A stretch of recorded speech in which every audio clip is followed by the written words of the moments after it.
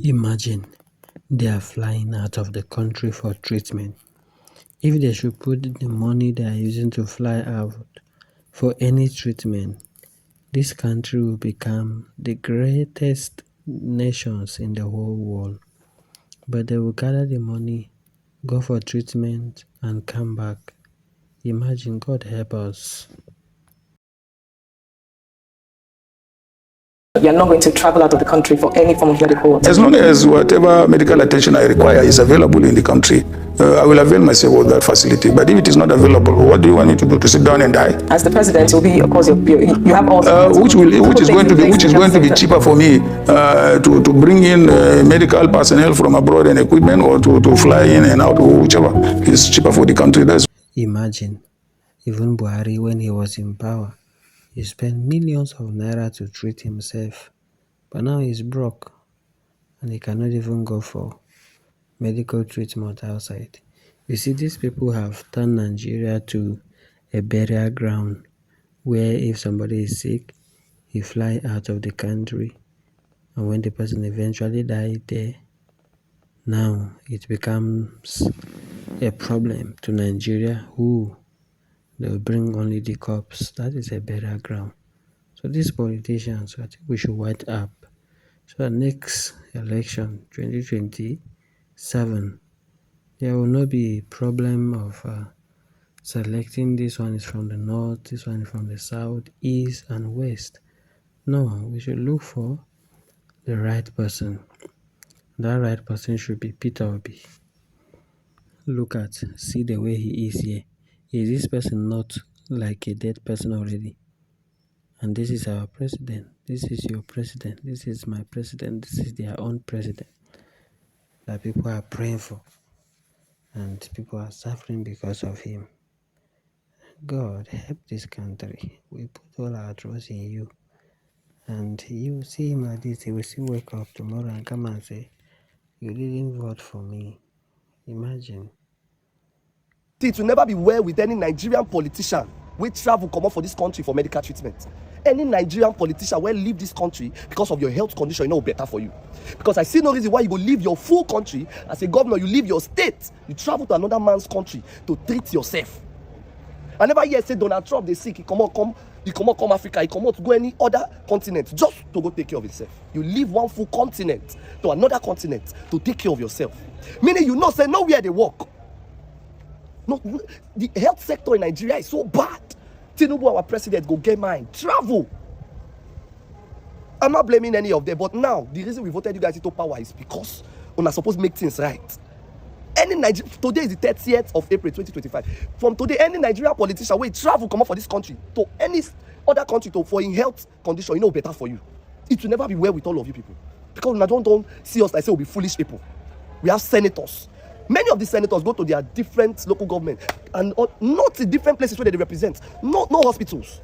The general hospital, the teaching hospital they manage. You go enter. My late friend died in the University of Calabar Teaching Hospital here. Why? MRI scan. Imagine a hospital not get MRI scan.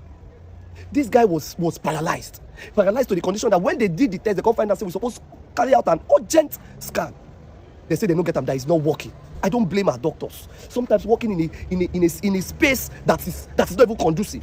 In an environment that is not conducive, you go enter inside it. The president of the Nigeria Labour Congress (NLC), Comrade Joe Ajero, is to be flown abroad for medical treatment for the injuries he sustained during the scuffle in Imo State. The NLC president was in Owerri on Wednesday, November 1st, to mobilize the Imo workers for a protest rally in the state over an alleged violation and abuse of the rights and privilege of workers by the state government. However, the planned peaceful protest turned violent, with allegations that thugs emerged and descended on the protesters and labor leaders. Speaking to newsmen, the NLC publicity secretary, Densin Upa, said the NLC president could not be treated at the Federal Medical Center FMC Owerri because of the nature of the injuries he sustained. Today, when we are sick, unless you are suicidal, you don't go to a hospital in Africa.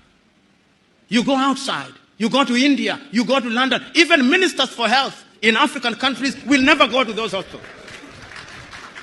Why? Why?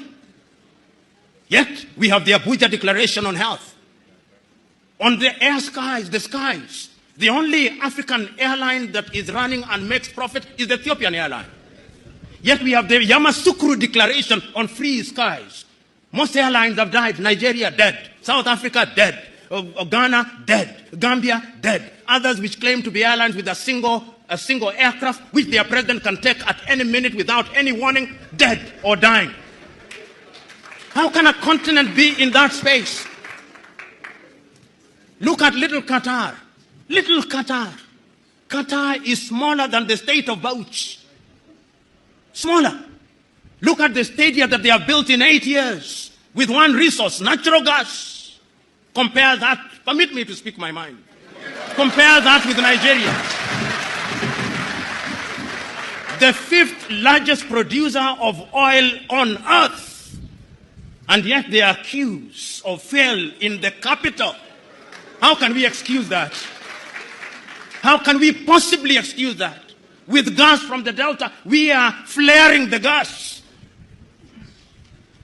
The Democratic Republic of Congo, with minerals worth $34.1 trillion under her belly. What is she famous for? War. Today, when we are sick, unless you are suicidal, you don't go to our... Let be poor, breathe. Don't suffocate them. Are custodial sentences of 10 years in the case of Obinna Abeta, 10 years and 6 months in the case of Ike Ekremadu, and 6 years in the case of Beatrice Ekremadu. Obinna Abeta, stand up, please. There are aggravating features in your case. You deliberately targeted a victim who was particularly vulnerable due to his young age, his isolation from his immediate family, and his poverty. After the conspiracy to exploit C was thwarted, you continued to try and find another person to be exploited in the same way. As against that, you have no previous convictions, and you are a person of good character.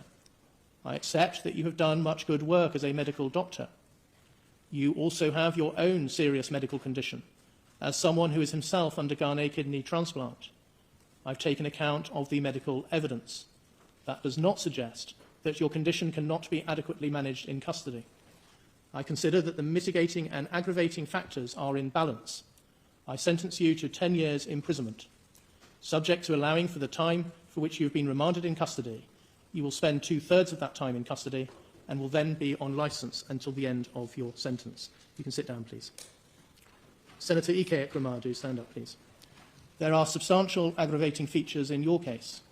You knew that the donor was vulnerable because of his young age and his poverty.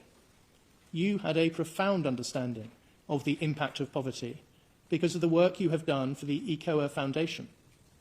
You gave direct instructions to ensure that tight control was exercised over C.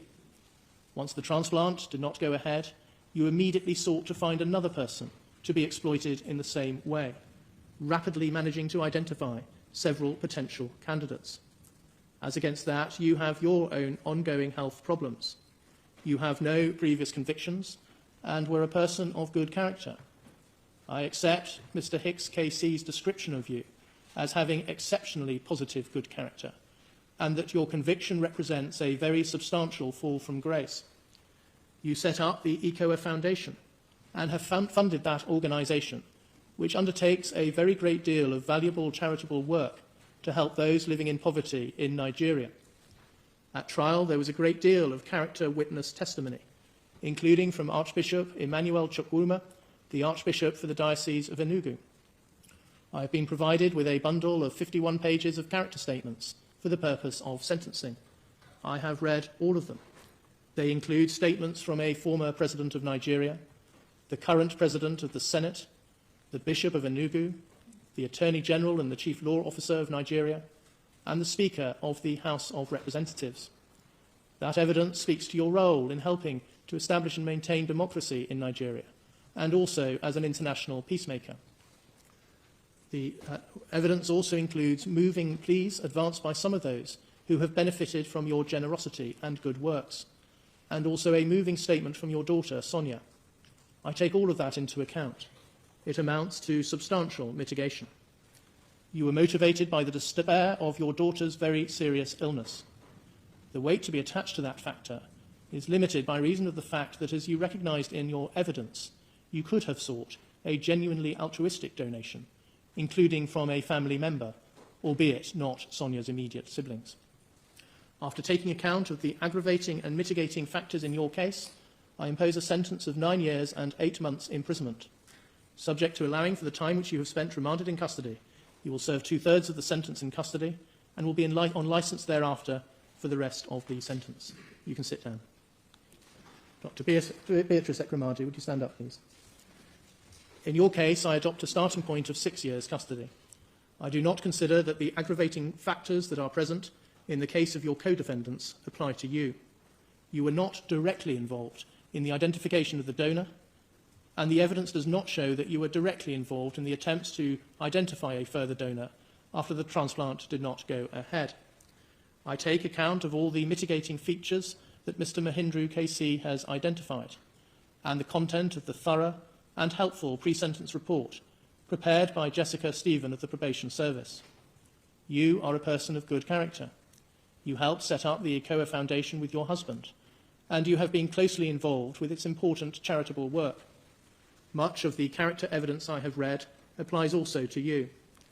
You were also motivated by the desperate plight of your daughter and by maternal love. Further, in your case, I accept that although Sonia is an adult, you have substantial caring responsibilities towards her. Your incarceration will have a significant impact on her, in that she will no longer be able to rely on your presence as a source of care and support. Having regard to those factors, I impose a sentence of 4 years and 6 months imprisonment. You have spent 234 days on an electronically monitored curfew between 9 p.m. and 7 a.m. I specify that the credit period for the purposes of Section 240A of the Criminal Justice Act 2003 is 117 days. So that period shall count towards your sentence. Subject to that, and subject to allowing for the time you have spent remanded in custody, you will serve 1/2 of your sentence in custody. You will then be on licence thereafter for the rest of the sentence.